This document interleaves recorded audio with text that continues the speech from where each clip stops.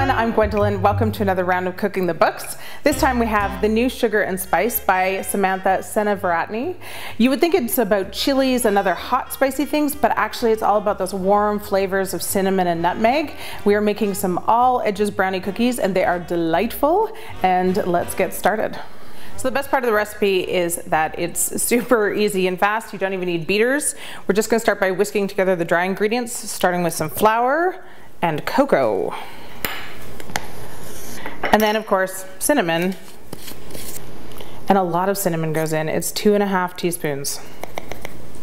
And finally a little bit of baking soda. Now we just have to whisk this until it's completely mixed. So the next part is that we're gonna cream together some butter and sugar. It's super easy, we're just doing this by hand. So 1/2 cup sugar and 1/4 cup of brown sugar. It's reached a creamy consistency, which means we are ready to put in the eggs. You just want to mix these in until they're completely incorporated, and do that before adding the second egg. And then do it again.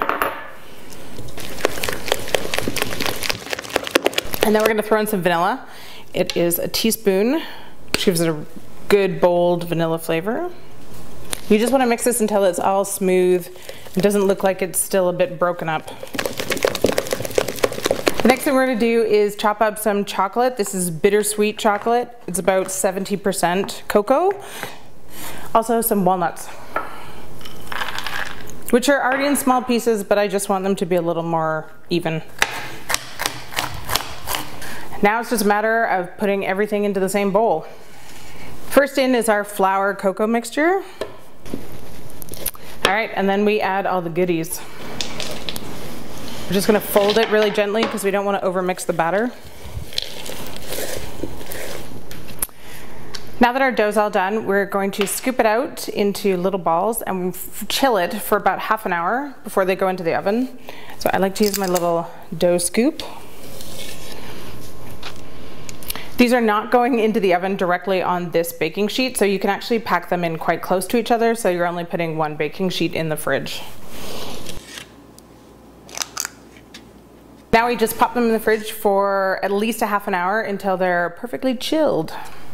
Okay, they are just out of the fridge. They're nicely chilled, and we're gonna pop them into the oven to bake. Not all of these are gonna fit on here because they spread during baking. The author says to use a spatula to transfer them over, but I'm just going to use my hands, which I swear are clean. So they're just gonna go in for about 12 to 14 minutes until they're just set.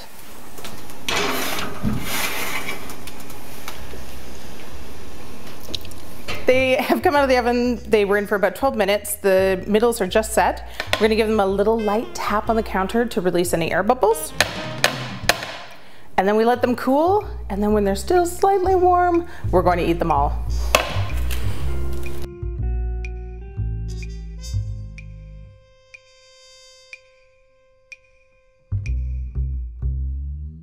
Thanks for watching. You can get the recipe in the article, and I will see you next time.